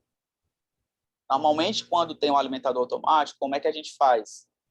Eventualmente, diariamente, a gente joga uma tarrafa dentro do viveiro, pega alguns camarões e olha o trato intestinal dele. Como ele é transparente, dá para ver. A gente olha o trato intestinal dele para ver se está preenchido ou não. Então, ao mesmo tempo em que você resolve o problema da automação, você cria outro. Por quê? Porque você agora tem que passar a monitorar constantemente o camarão para saber se ele está comendo ou não, e ir lá no painel ajustar a ração, tá? Então, foi uma excelente pergunta essa daí. A ração, tecnicamente, então, afunda, né? Se você colocar na bandeja... Ela afunda. Ela Tá. afunda. Professor, Opa, pois não, Matheus. eu tenho uma pergunta para o José, na verdade, 2. Tem algum estudo que mostre como é que o camarão se distribui pelo tanque, se ele procura uma profundidade maior, uma profundidade menor, temperatura da água, oxigenação da água? Porque isso é interessante para poder localizar o distribuidor de ração, para pegar um ponto que ele seja mais eficiente e ele atenda o maior número de camarões. Essa era a minha pergunta. Excelente pergunta. As perguntas estão muito boas. Seguinte, o camarão ele tem uma sagacidade muito interessante. Quando a gente coloca as larvas no viveiro para crescer, né? A gente tem todo um protocolo de alimentação quando é feito no caiaque. Por quê? O camarão ele não é besta. Por mais que a gente pense que é um animal que não tem... Ele não raciocina, mas ele tem instinto. O que acontece? Se você sempre tem o mesmo percurso no caiaque dentro do viveiro, o camarão ele começa a seguir o caiaque. Aí acontece? O camarão, eles são muito vorazes, então o camarão que come mais, ele cresce mais e não deixa os menores pegarem a ração. Aí você tem uma desuniformidade muito grande no camarão que prejudica a produção. Legal. Certo? Então, a gente sempre tem que estar fazendo percursos diferentes dentro com o caiaque para poder tentar minimizar essa desuniformidade. Vento influencia, temperatura influencia, profundidade influencia. E aí, o horário também influencia. Períodos mais frios, o camarão tem uma alimentação mais restrita. Pouca alimentação, nenhuma alimentação, dependendo da temperatura, ou uma alimentação mínima. O horário que ele mais gosta de se alimentar, à noite. E ninguém faz alimentação à noite, porque se você for botar um funcionário para alimentar à noite, você vai pagar mais caro. Mas o alimentador pode fazer isso. Tá? Ele vai preferir, dependendo do viveiro, vai depender muito da condição do viveiro, do solo do viveiro, mas, de maneira geral, ele vai preferir sempre os ambientes mais fundos. Então, os animais, eles tendem a estar sempre concentrados no ambiente mais fundo. Lua cheia, lua nova, eles estão sempre ao redor do viveiro. Nunca no centro, nunca não. Poucos vão estar no centro. Por quê? Porque lua cheia e lua nova tem muita influência na maré, e o camarão, ele é de água salgada, esse camarão cultivado, ele é de água salgada. Então, quando você tem lua cheia e lua nova, eles ficam circulando o tanque. É o que a gente chama de fazer a ronda. E eles se alimentam muito pouco nesse período, muito pouco. Quando você tem um vento muito forte no viveiro, os camarões tendem a ficar no lado oposto ao que está ventando. Há uma tendência eles ficarem do lado oposto ao que está ventando. Se tem muito vento, há uma tendência também deles se alimentarem pouco, porque a água se movimenta muito. Tá? Não é que eles vão se alimentar pouco, eles vão se alimentar com menor voracidade do que se não estivesse ventando. Tá? Então, essas duas perguntas são extremamente relevantes. Júnior, uma pergunta também. O camarão tem pulmão? Ele dorme ou ele tem que ficar o tempo todo nadando? Entendi. Ele tem guelras, tá? Ele tem guelras. Ele tem guerras, mas elas são ativas, tá? É diferente, por exemplo, o tubarão, ele tem que estar o tempo todo nadando, porque as guerras deles não são ativas. São guerras passivas. Ele nada, o fluxo de água entra, e aí ele consegue fazer a captação do oxigênio que ele precisa no tubarão, né? No caso, é o tubarão especificamente. No camarão, não. Elas são ativas, tá? Ele fica paradinho lá, ele pode ficar paradinho, mas ele não é um animal que dorme, tá? Porque ele é um animal que ele não é topo de cadeia, ele não pode se dar esse luxo de dormir. Então, ele é um animal que ele é muito predado. Então, ele é um animal que ele é atento o tempo todo, ele tem uma atividade, claro, existem períodos que ele vai estar menos ativo e existem períodos que ele vai estar mais ativo. Lua cheia e lua nova, a alimentação dele cai pela metade. Por quê? É quando ele faz troca de carapaça. Diferente da maioria dos outros animais, vai crescendo, o corpo vai crescendo, o outro vai crescendo, o camarão ele tem aquela carapaça externa. Então, como é que ele cresce? Ele tira aquela carapaça externa, cresce, cria uma nova carapaça e enrijece. Quando ele faz isso, ele não se alimenta. Tá? Por quê? Porque ele se enterra. E aí, por que ele se enterra? Para poder, na hora que ele for sair, a carapaça ficar. Facilitar a carapaça ficar, entendeu? E ele gastar menos energia nessa troca de carapaça. Interessante. Então, tem várias informações aí. Vejam que são várias informações de relevância para o desenvolvimento do projeto. Por isso a importância da comunicação, entendeu? Por exemplo, eu vou entender do comportamento do animal, mas eu não vou entender do desenvolvimento do equipamento, entende? Então, essa comunicação, ela vai, como o professor falou, ela vai existir para tirar as dúvidas, para orientar, para mentoria, para direcionar, principalmente, mas usem a imaginação de vocês aí. Júnior, uma pergunta, por favor. Tem como controlar o crescimento do camarão? O tanque, o formato do tanque, ele diferencia, assim, ou é só alimentação mesmo? Você tem influência, né? A geometria do tanque, tamanho, ou é só a Isso, conduta? o crescimento do camarão. Se o tanque influencia, se algum outros fatores, ou só é a alimentação mesmo? Não, tem vários. Cara, é tanto fator. Olha só, o tanque ele vai influenciar de maneira indireta, certo? De que forma? Tanques circulares, eles vão permitir que você tenha uma melhor distribuição tanto da alimentação quanto também da oxigenação. Consequentemente, se você dá um ambiente confortável para o animal cresce. Se você dá um ambiente de estresse para o animal, vai limitar o crescimento dele. Então, se eu dou uma ração de qualidade, se o tanque é circular, eu coloco a oxigenação distribuída de maneira que otimize essa oxigenação, a troca de água, a gente faz troca de água. Se a troca de água, um tanque circular, ela é feita com muito mais eficiência, então você tem um desenvolvimento melhor. Você tem tanques lonados, então o seu tanque é escavado e passou uma lona. O que acontece? Você cortou a interferência do solo, então você consegue trabalhar melhor a água. Você consegue deixar a água com uma condição melhor para o animal vai se desenvolver melhor. Mas os fatores que mais influenciam definitivamente genética, alimentação e condições ambientais, principalmente temperatura. E compostos químicos na água, tá? Amônia, nitrito, fosfato, enfim, outros compostos químicos. Basicamente esse. O formato do tanque é importante por outras razões indiretas, mas diretamente no crescimento do animal não vai afetar, não. Legal. E o nosso dispositivo que nós vamos produzir é para tanques circulares ou retangulares? Aí é que tá. Não sei. Ele vai ter que se adaptar. Na verdade, Mário, se você for colocar um produto no mercado, se você colocar lá na prateleira, se você tiver um tanque redondo, compre. Se for quadrado, não compre. Você não faz isso, né? Atendemos um raio de 50 metros. Se o cliente vai colocar num tanque de 20 metros e perder esses 30 para fora, é decisão do cliente, entendeu? Então, a gente tem que pensar a mais abrangente possível, entendeu? Eu tô falando, professor, é porque, por exemplo, se eu tivesse um dispositivo fixo, que ele vai jogar a ração, um tanque circular, com certeza, ele vai ter uma eficiência muito melhor Sim, do sim. que um tanque retangular. Aí no tanque, se for um tanque retangular, eu teria que pensar em outra forma de distribuir essa ração, entendeu? Ou não atender os cantos, né? Mas nunca vai Isso. ter um equipamento 100% eficiente, tá? Nunca vai Isso ter. é uma realidade. Nunca. Agora, sim, um exemplo, vou dar uma realidade bem drástica. Se você consegue gerar um produto de impacto relevante, que dá uma grande diferença, você consegue tendenciar o mercado para que, pô, eu vou ser um produtor, eu estou entrando agora no mercado. Qual o melhor tanque? Pô, eu vou comprar aqueles alimentadores lá que aquele cara lá desenvolveu. Pô, aquele alimentador de trabalho de tanque redondo, eu vou fazer tanque redondo. Compensação, para ter vários tanques redondos num terreno, eu vou ter que ter um terreno maior para ter a mesma área se eles fossem quadrados.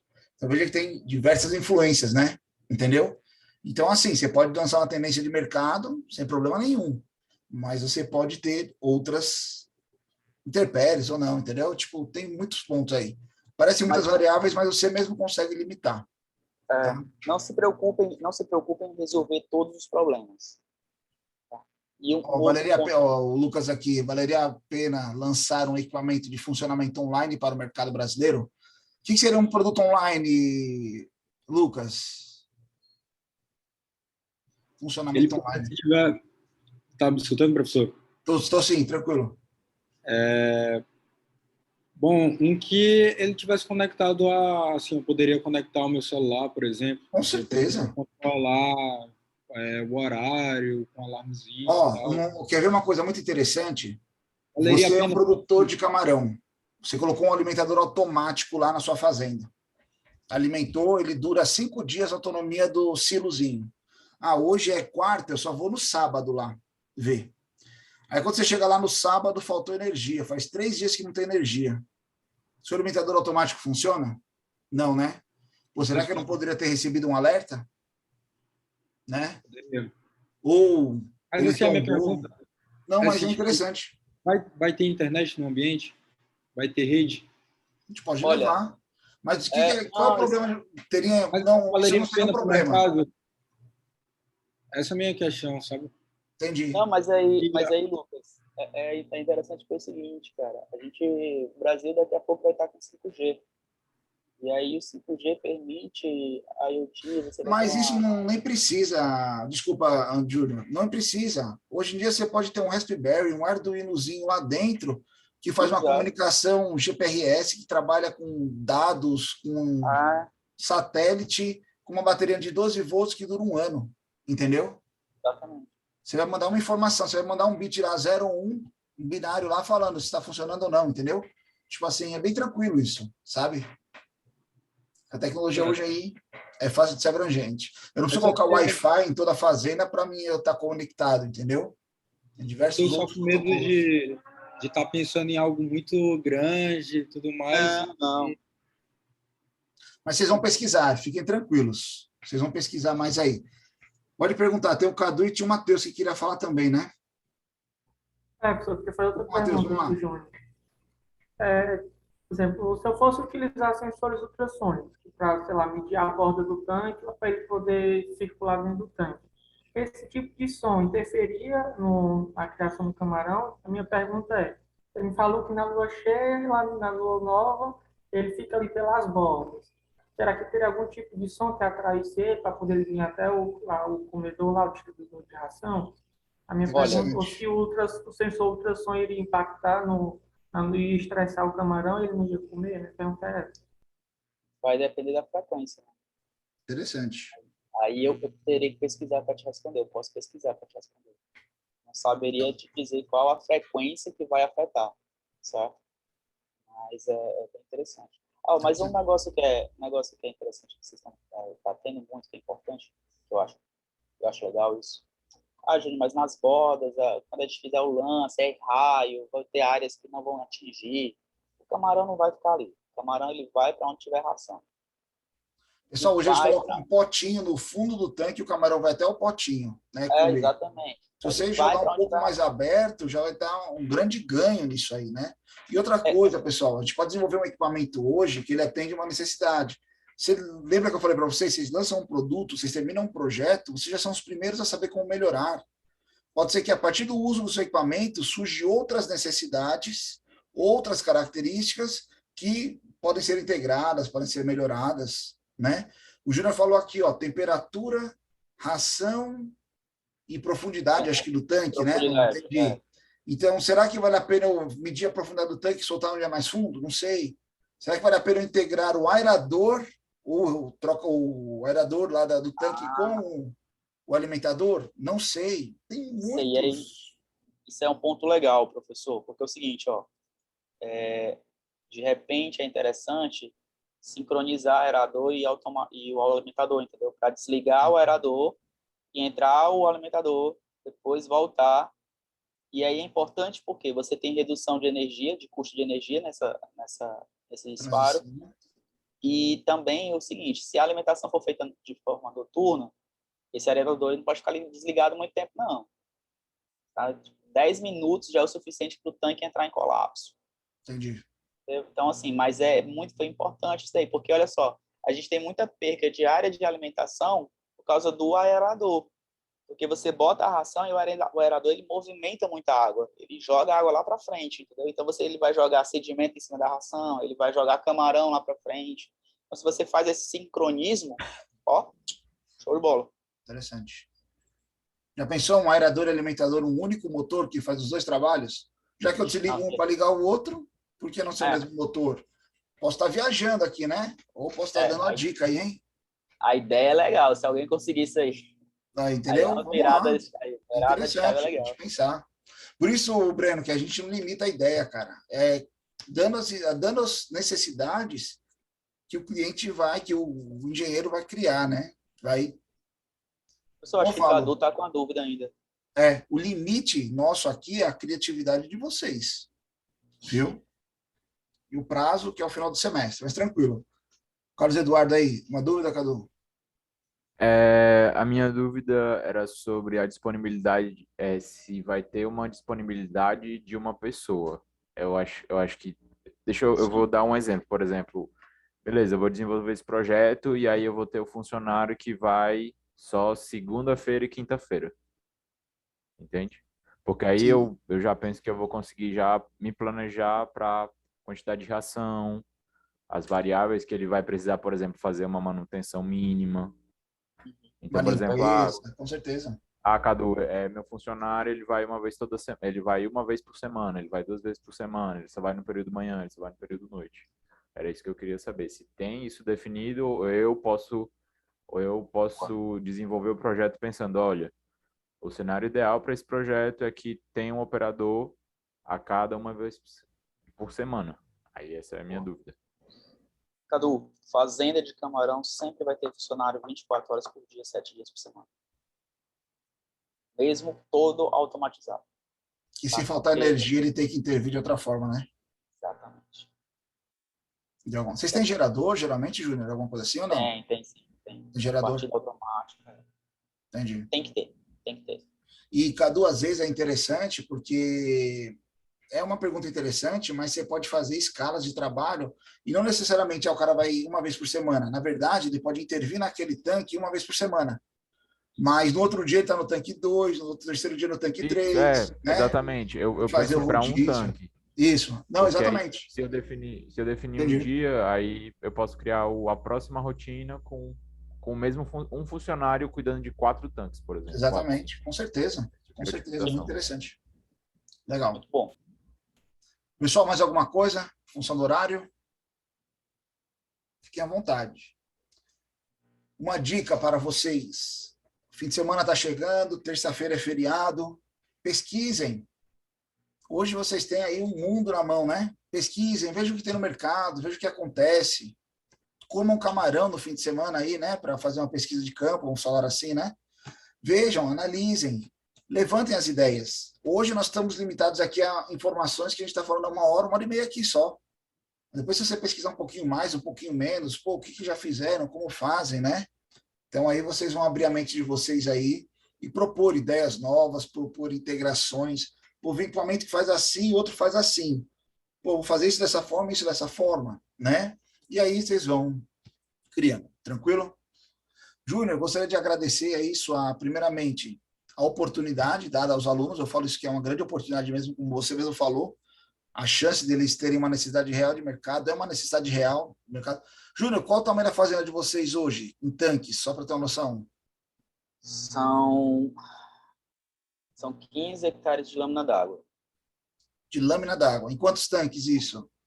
São 7. São 13. 13 tanques. Legal, legal. Quantos funcionários você tem hoje para isso? A gente reduziu bastante. Reduziu já, né? Já está conseguindo já melhorar de outras formas. Bastante. Mas já chegou a quantos? Tá com 4. 4, mas já chegou a ter... Já chegou a 8. 8 funcionários. Legal. Tem outros projetos andando, né? Que você está desenvolvendo ali já em paralelo. Isso é fazenda, né? Eu estou falando fazenda, né? Aí tem a parte de software, que é outro CNPJ. Entendi. Que também desenvolve tecnologia. Então, Júnior, muito obrigado por essa oportunidade, a nós aqui da disciplina. Eu acredito que nós vamos trabalhar aí com empenho, todo mundo em questão de desenvolvimento. Os meninos têm capacidade mais do que suficiente para isso. Só eles se organizarem em questão de tempo, mas eles conseguem. Pessoal, obrigado pela atenção. Nós vamos conversando. Temos nosso grupo do WhatsApp. Qualquer dúvida, mandem por lá. A gente vai dialogando, conversando. Lembrando, a gente ainda tem uma aula teórica que a gente vai fazer segunda-feira, lá da parte de fluxo, de simulação de fluxo, tá? Depois vai ter uma atividade avaliativa teórica dentro do AVA. No dia 11, tem uma reunião, vai ter uma atividade prática relacionada à parte de simulação de esforço.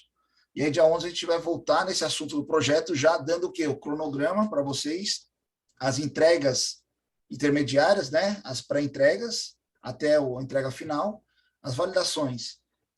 E a divisão das equipes, que a gente vai conversar isso com vocês. A divisão vai ser livre, mas a gente vai ter número limitado de pessoas aí por equipe. Tranquilo? Mas vamos pensando. Professor, quando é a avaliação mesmo que você disse? Dia... eu acho que é dia 8, se eu não me engano. Deixa eu só olhar aqui.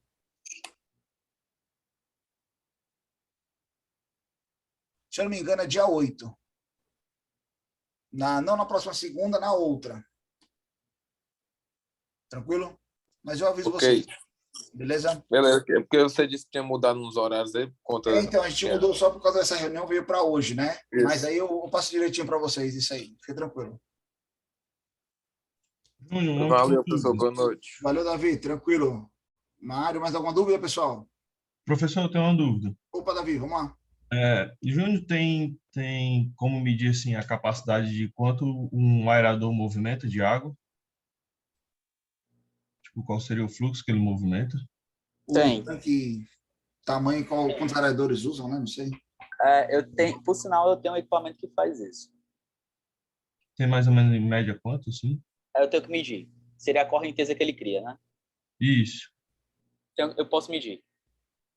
Medir ou talvez assim, há um tanque de tantos metros, tem um aerador. Ou a cada tantos metros tem 2 mais aeradores, não sei. Aí vai pela densidade. A densidade? Do animal. Porque a gente calcula pelo que a gente chama de sorte. O que é sorte? É um cálculo de incorporação de oxigênio. Sim. A capacidade que o equipamento tem de incorporar oxigênio na água. Entendi. Então, dependendo da densidade, quanto mais animal você colocar, lógico que ele vai consumir mais oxigênio, né? Então, você usa, em média, um aerador de pá de 2 CVs para cada 1,5 tonelada de camarão, mais ou menos. Então, mais ou menos, a gente tem viveiro lá que vai ter 8 aeradores. Entendi. Mas isso também a gente utiliza dependendo do formato do tanque. Se for um tanque que tem formatos muito regulares, você usa os aeradores para poder direcionar a água para a comporta onde você vai fazer troca da água, entendeu? Então, não é uma coisa tão assim, sei lá, eu preciso criar uma correnteza de tanto. Não funciona bem assim. Mas eu posso medir a correnteza e passar essa informação. Legal. Passa essa informação sem problema nenhum. Eu vi aquele alimentador que ele é tipo um barquinho, né? Isso. E as pás dele parecem um aerador, né? Uma boa ideia. É uma boa ideia, cara. Trabalho em conjunto, né? É uma boa ideia. Ele não vai ser um aerador... Por completo, mas vai fazer ele vai ser um complementar. É uma boa ideia. Enquanto ele faz o projeto. Tem que só tomar cuidado para ele. Os meninos são criativos. Não, estou vendo. E as perguntas são pertinentes, professor. As perguntas são pertinentes. Legal. Não são perguntas que não fazem sentido. São perguntas que fazem muito sentido. Tem um porquê ali, né? Tem uma influência em relação ao resultado. Legal. Uma boa. Ok, pessoal? Tranquilo? Então, Júnior, novamente, muito obrigado aí pela disponibilidade. Estamos à disposição. Se estiver conversando aí. Ok, pessoal? Eu que agradeço. Obrigado pela atenção de todos. Boa noite, pessoal. Boa noite, professor. Valeu, até mais. Boa noite. Valeu aí. Valeu, pessoal. Boa noite. Boa noite, até mais.